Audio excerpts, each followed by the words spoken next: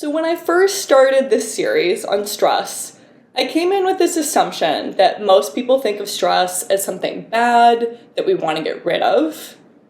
But I don't think that captures the whole picture. While some of us do compulsively avoid stress, others find ourselves unconsciously drawn to it.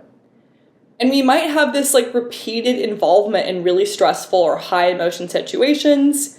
We may even find ourselves creating or maintaining a lot of drama, and that's actually a pretty common behavioral pattern too.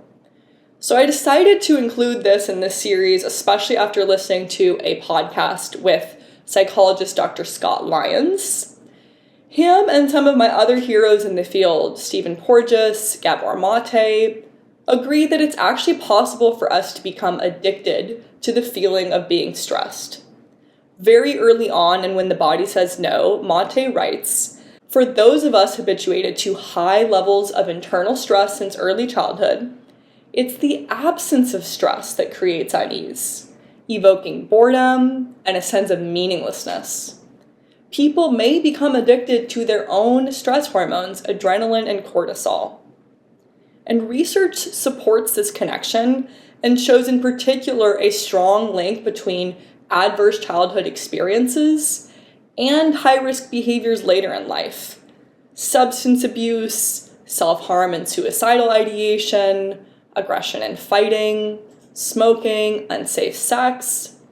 And even outside of these more recognizable high-risk behaviors, Scott Lyons also noticed that many people with chronic stress seek out or create everyday drama in their lives as a coping strategy. He defines drama as unnecessary turmoil in ourselves, our relationships, and our routines.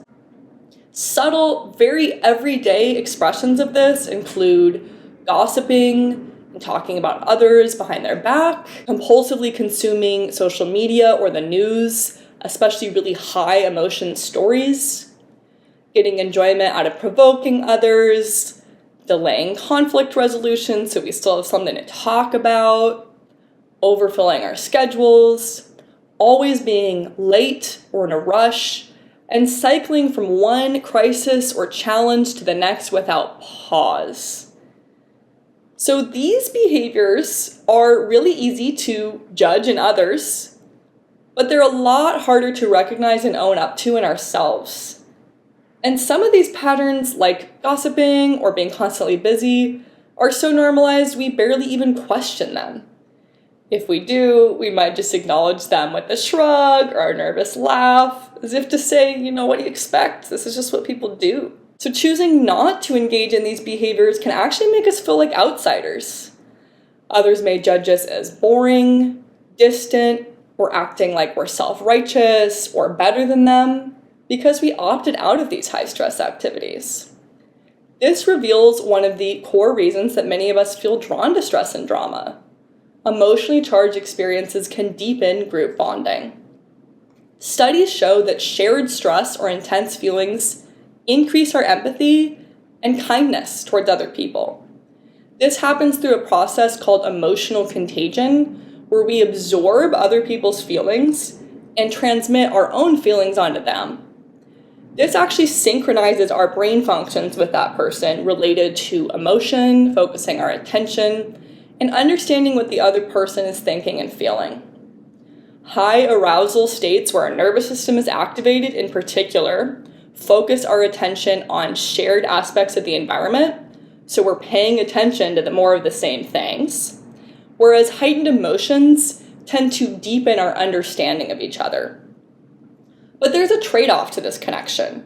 When these shared emotional experiences are pressured or forced, we lose space for our own independent emotions, or for spending time with people in slower, more grounded ways.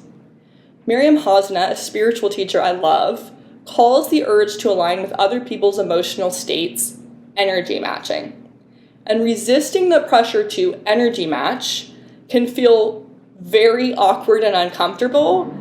It takes practice to stay with our own feelings when other people are subtly or overtly pushing us to match theirs.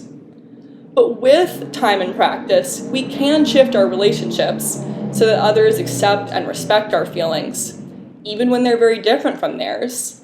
And eventually, others will actually feel a lot safer to be themselves around us.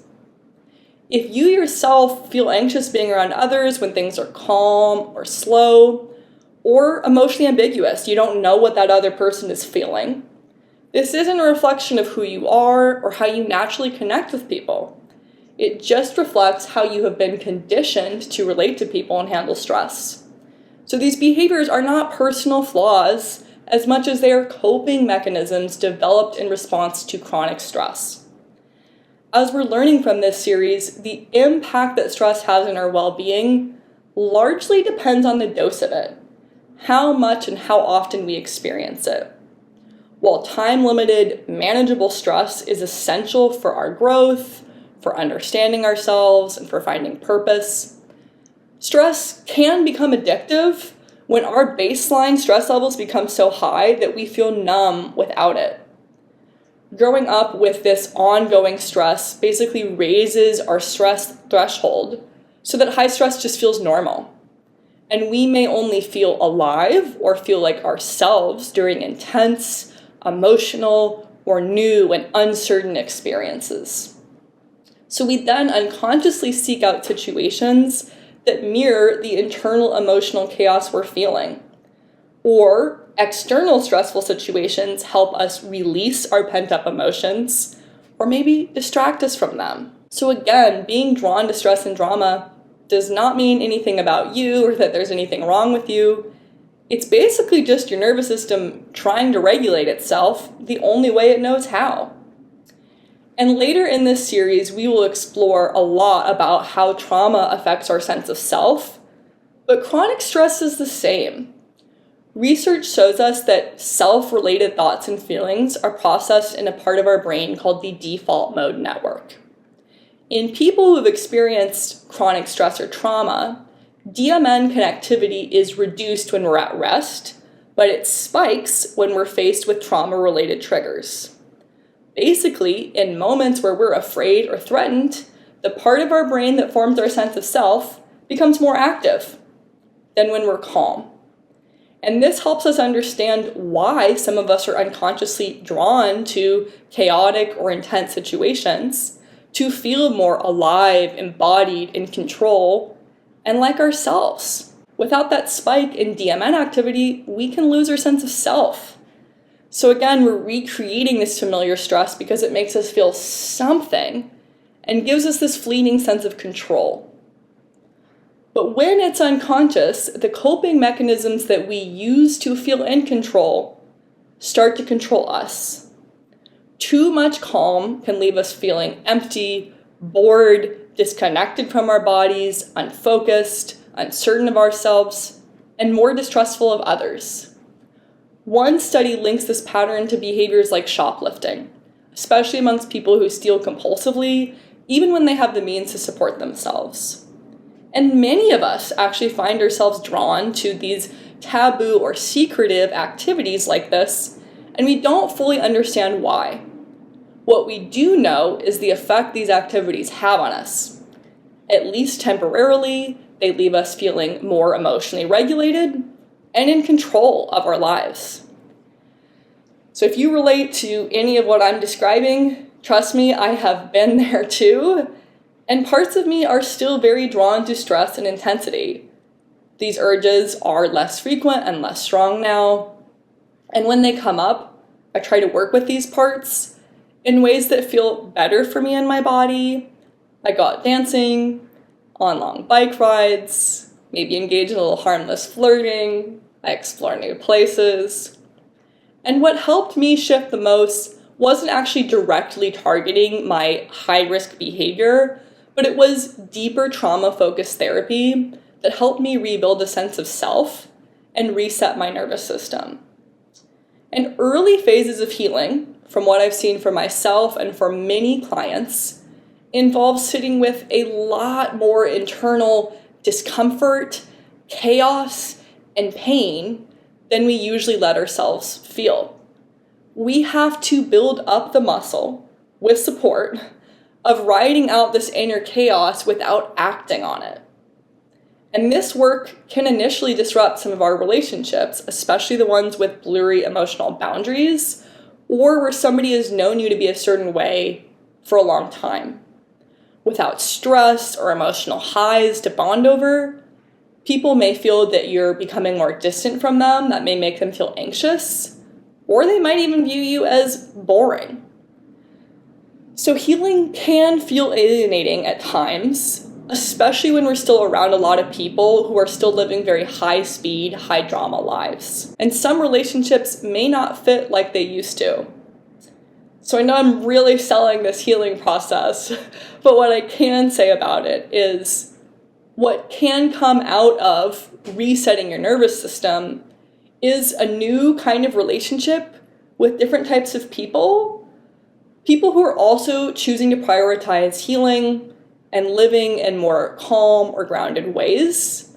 You may connect with people that you once overlooked or even felt uncomfortable around. And there's room for a new type of intimacy. Without that constant buzz and drama, this space opens up to talk about things that maybe once felt inaccessible when we were in survival mode.